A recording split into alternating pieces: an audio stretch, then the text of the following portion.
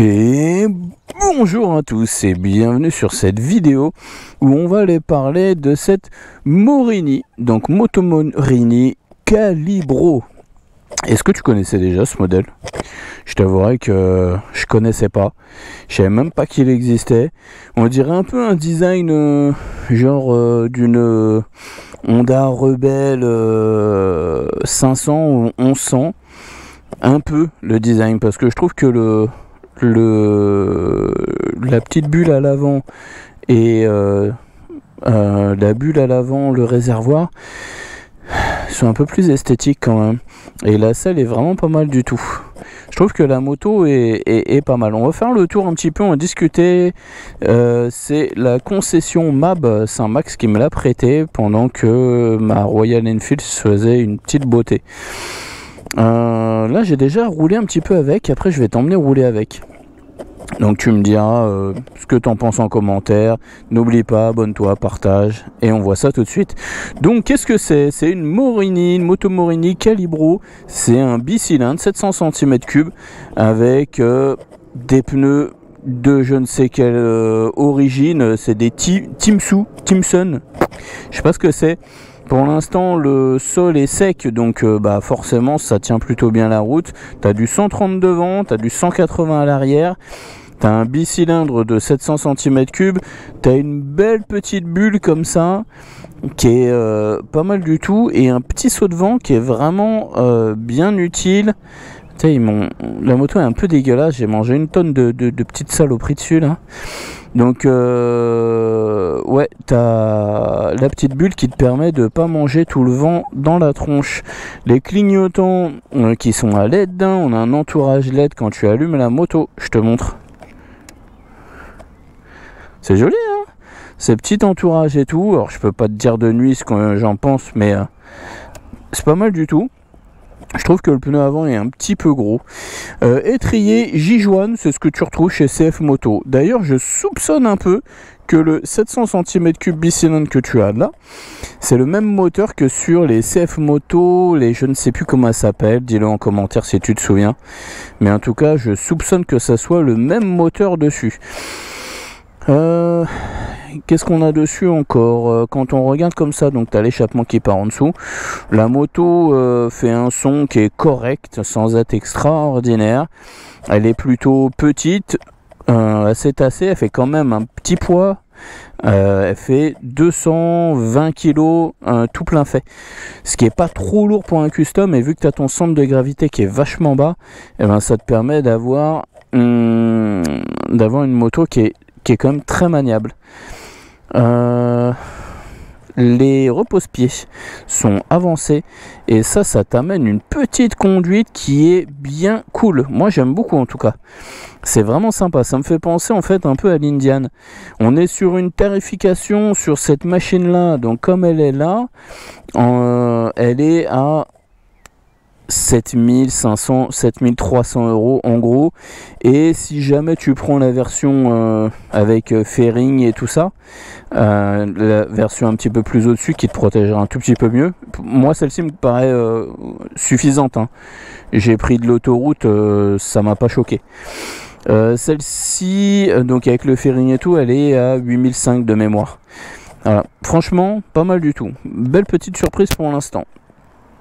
Hop, on va se mettre dessus. Donc tu tournes ta petite clé qui est sur le côté, donc tu as ton compteur qui se met comme ça, et là tu as ce truc là.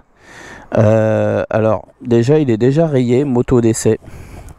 Donc si jamais demain tu comptes acheter ça, tu prends, ça doit exister même sur AliExpress ou un film, n'importe quoi, pour pouvoir le protéger, parce que il a déjà pris des rayures. Je trouve que ces écrans là me choquent pas, mais je trouve pas ça hyper lisible. Je trouve pas ça incroyable. Il y a pas grand chose dessus. Alors bizarrement tu peux mettre en miles par heure. Bon, faut pas trop chercher. Et après tu as ton trip A et ton compteur global. Après tu vois, tu as des choses qui sont quand même plutôt basiques hein. Ce qui est marrant, c'est les clignots qui sont en mode gauche-droite, comme sur une Harley Davidson. Et voilà, le réservoir se ferme avec une clé. C'est de la ferraille, ça, c'est plutôt pas mal. Je trouve que la moto dans son ensemble est vraiment pas mal finie. Pas mal fini. C'est pas. Je pense qu'ils peuvent s'améliorer, mais si tu veux un custom qui n'est pas forcément une Harley qui va te coûter au bas mot pour l'acheter neuve, hein, je parle en neuf. Harley Davidson, je crois que l'entrée de gamme t'es à 15 000 balles. Là t'es 2 fois moins cher. Donc c'est quand même non négligeable. Je trouve ça quand même vraiment pas mal du tout. Donc ouais, elle est plutôt pas mal du tout. Donc les petits pieds. Merde, tu vois, je suis un boulet. Vu que c'est les pieds en avant, j'ai oublié d'enlever la béquille. Forcément, elle cale. Allez, on se casse. Ah, j'étais en train de chercher le repose-pied. Alors le bicylindre est quand même relativement coupleux. Et il a envie de partir tout de suite, quoi. Je trouve ça pas mal en fait comme architecture sur un custom. Je trouve que ça fonctionne.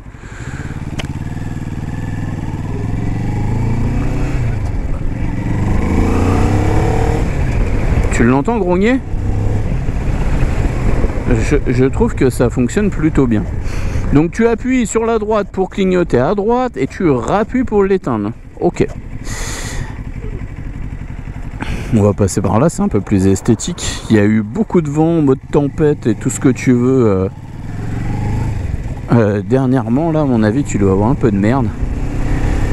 Je vais passer par là et on va essayer de parler en même temps du confort. La selle est plutôt moelleuse. La selle est moelleuse. Mais par contre, les systèmes d'amortissement... Le système d'amortissement est quand même, quant à lui, bien raide.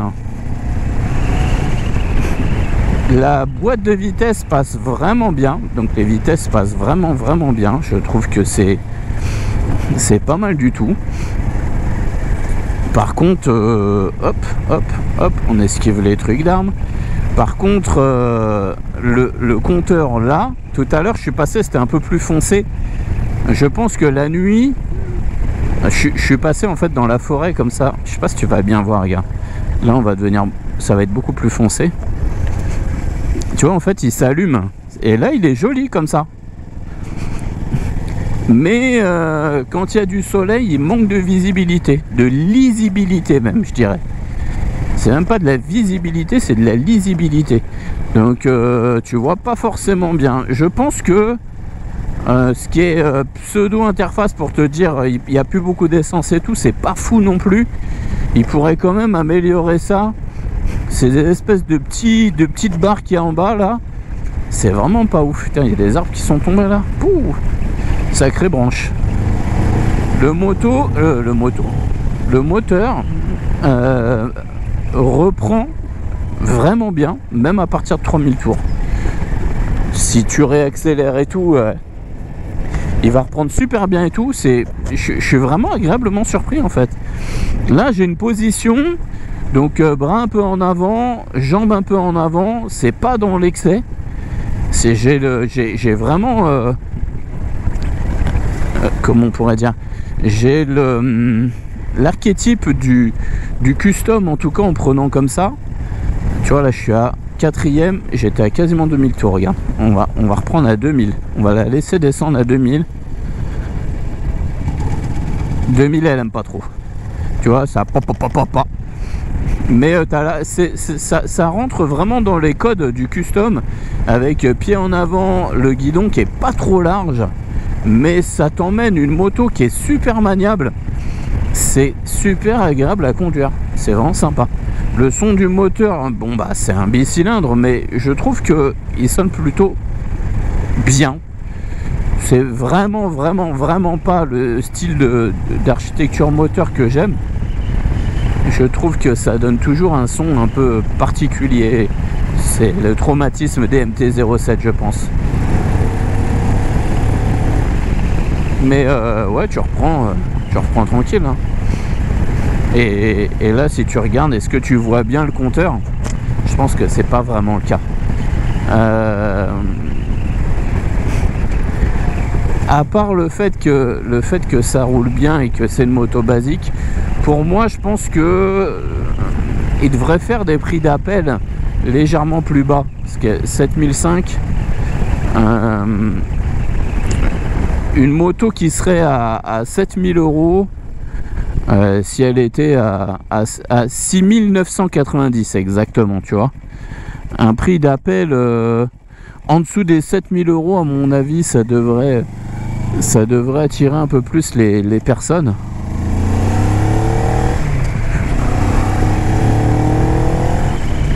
Je pense qu'elle est censée prendre des tours pour mieux fonctionner, mais j'ai remarqué que la moto n'avait pas beaucoup de kilomètres, donc j'ai pas envie de leur ruiner leur bécane. Donc je conduis gentiment et je veux pas leur bousiller, tu vois.